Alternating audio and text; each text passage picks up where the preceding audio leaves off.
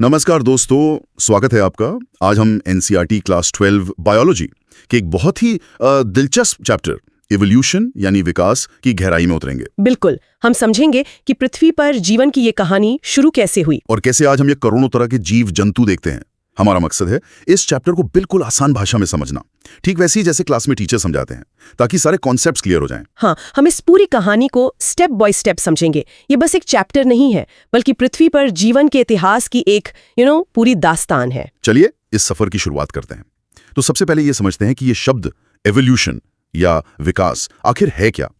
देखिए, एवोल्यूशन का सीधा सा मतलब है समय के साथ जीवन के रूपों में, मतलब लाइफ फॉर्म्स में होने वाले बदलाव। जैसे ये एक बहुत ही धीमी, मतलब लगातार चलने वाली प्रक्रिया है जो लाखों करोड़ों सालों में होती है।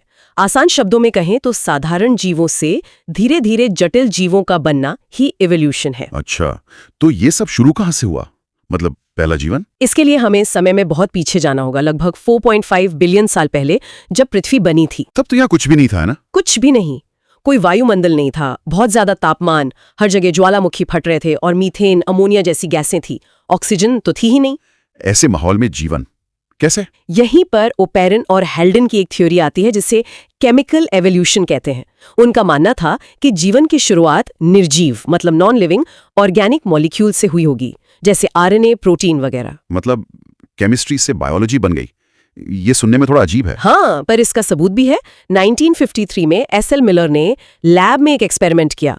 उन्होंने एक फ्लास्क में पृथ्वी के उसी शुरुआती माहौल को बनाया। वही गैसें, वही तापमान। एग्जैक्टली। और बिजली की चिंगारियां भी, जैसे उस समय आसमान में बिजली कड़कती थी।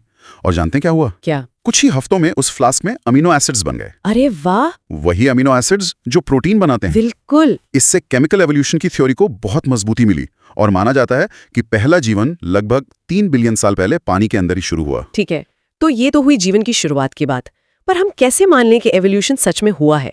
मतलब इसके क्या सबूत है हमारे पास? बहुत अच्छा सवाल है, और इसके लिए हमारे पास एक नहीं कई मजबूत सबूत हैं। जैसे कि? सबसे पहला और सबसे बड़ा सबूत है जीवाश्म यानी फॉसिल्स, मतलब जो पुरानी चट्टानों में जीवों के अवशेष मिलते हैं। हाँ, बिल्कुल। ये पुराने जीवों के कठोर हिस्सों जैसे हड्डी या दांत के अवशेष होते हैं।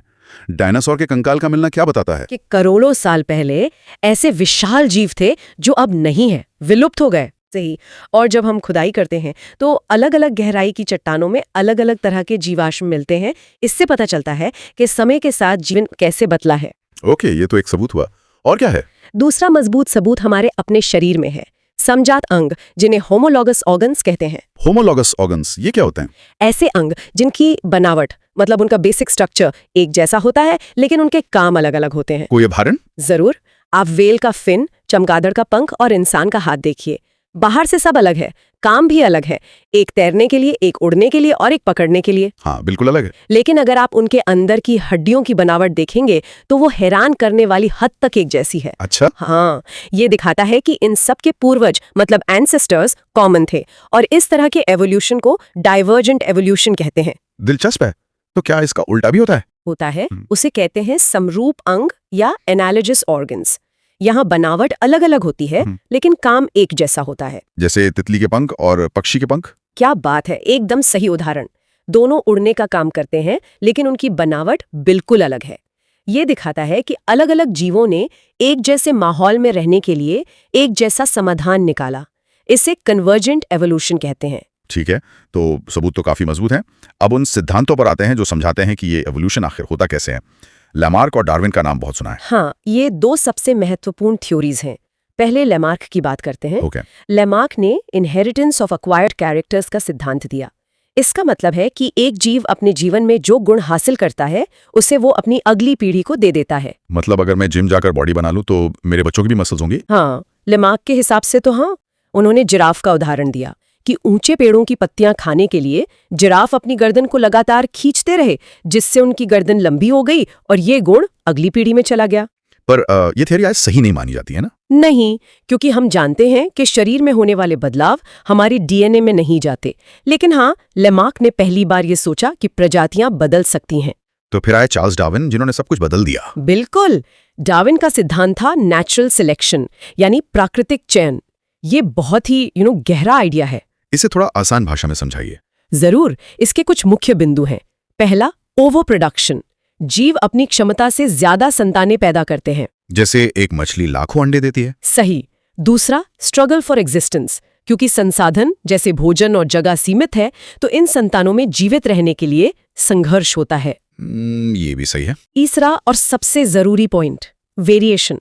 एक ही जाति के जीवों में भी छोटे छोटे अंतर होते हैं, कोई थोड़ा तेज, कोई थोड़ा मजबूत। और चौथा है सर्वाइवल ऑफ द फिटेस्ट, योग्यतम की उत्तरजीविता। इसका मतलब जो सबसे ताकतवर है वो बचेगा? नहीं, ये एक आम गलत फहमी है। फिटेस्ट का मतलब है जो अपने माहौल में सबसे बेहतर फिट होता है। जिन जीवों में फायदेमंद विभिन्नताएं होती हैं वे माहौल में बेहतर तरीके से जीवित रहते हैं और ज्यादा संतानें पैदा करते हैं। प्रकृति ऐसे ही जीवों का चयन कर लेती है। इंग्लैंड में उन पतंगों मतलब मॉथ्स का उदाहरण इसे अच्छे से समझाता है ना? हाँ, वो नेचुरल सिलेक्शन का सीधा उदाहरण है। औद्योगिक क्रांति से पहले पेड़ हल्के रंग के थे तो सफेद पतंगे छिप जाते थे। क्रांति के बाद प्रदूषण से पेड़ काले हो गए तो काले पतंगे ज्यादा बचने लगे, क्योंकि शिकारी उन्हें देख नहीं पाते थे। एग्जैक्टली। प्रकृति ने माहौल बदला और जो उस नए माहौल में फिट हुआ वो जीत गया। डार्विन की थ्योरी तो काफी लॉजिकल लगती है, पर ये विभिन्नता, ये वेरिएशन आता कहाँ से? बहुत अच्छा सवाल। ये विभिन्नता ही तो एवोल्यूशन का कच्चा माल है। इसका एक बड़ा कारण है म्यूटेशन। म्यूटेशन मतलब डीएनए में बदलाव? हाँ, ह्यूगो डे व्रीज ने बताया कि जीवों की डीएनए में अचानक बड़े बदलाव होते हैं जिन्हें म्यूटेशन कहते हैं। ये रैंडम होते हैं और नई विभिन्नताएं पैदा करते हैं। ओके, और कोई मैकेनिज्म है? एक और है जेनेटिक ड्रिफ्ट। ये थोड़ा किस्मत का खेल है। कभी कभी किसी आबादी में संयोग से मतलब बाय चांस किसी जीन की फ्रीक्वेंसी बदल जाती है, खासकर छोटी आबादी में। अच्छा, और वो डार्विन की फिंच वाला क्या कॉन्सेप्ट है? वो है अनुकूली विकिरण या अडैप्टिव रेडिएशन। ये एक ऐसी प्रक्रिया है जिसमें एक ही पूर्वज से अलग अलग प्रजातियां एक ही जगह पर विकसित होती हैं और अलग अलग माहौल के हिसाब से ढल जाती हैं। जैसे वो गैलापागोस आइलैंड पर फिंच पक्षी क्या है? वो थोड़ा मुश्किल लगता है। वो बस इतना कहता है कि अगर कोई बाहरी फैक्टर जैसे म्यूटेशन या नेचुरल सिलेक्शन काम ना करे तो किसी बड़ी आबादी में जीन की फ्रीक्वेंसी पीढ़ी दर पीढ़ी स्थिर रहती है। और अगर वो बदलती है? अगर उस स्थिरता में कोई बदलाव आता है तो इसका सीधा मतलब है कि इवोल्यूशन हो रहा है। ओके, और अब सबसे दिलचस्प हिस्सा, हमारा खुद का विकास। हम बंदरों से इंसान कैसे बने? हाँ, ये एक लंबी कहानी है। इसकी शुरुआत लगभग 15 मिलियन साल पहले ड्रायोपिथेकस और रामापिथेकस से होती है। और फिर लगभग 2 मिलियन साल पहले आए ऑस्ट्रेलोपिथेकस। ये पूर्वी अफ्रीका में रहते थे और ये सीधे खड़े होकर चलते थे। ये बहुत बड़ा कदम था। उसके बाद होमो हैबिलिस? हाँ, होमो हैबिलिस। इन्हें पहला मानव जैसा जीव माना जाता है। इनके मस्तिष्क की क्षमता थोड़ी ज्यादा थी। फिर आए होमो इरेक्टस। इनका मस्तिष्क और बड़ा था, लगभग 900 सीसी, और ये शायद मांस खाते थे। बिल्कुल।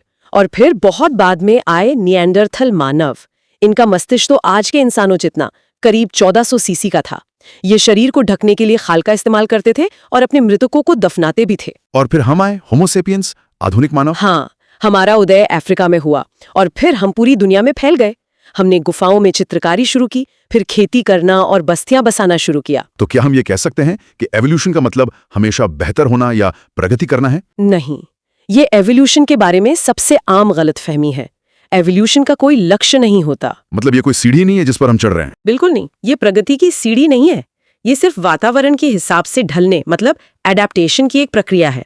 कोई जीव सिर्फ इसलिए मौजूद है क्योंकि वो अपने माहौल में जीवित रहने और प्रजनन करने में सफल रहा, इसलिए नहीं कि वो किसी दूसरे जीव से बेहतर है। तो ये थी एवोल्यूशन की कहानी, केमिकल शुरुआत से लेकर डार्विन के सिद्धांतों और इंसान के विकास तक। हाँ, हमने देखा कि कैसे छोटे छोटे बदलाव और प्रकृति का चयन लाखों सालों में जीवन का पूरा नक्शा बदल देते हैं। और ये भी याद रखना जरूरी है कि जीवन लगातार बदल रहा है और हम सभी एक कॉमन हिस्ट्री का हिस्सा हैं। बिल्कुल।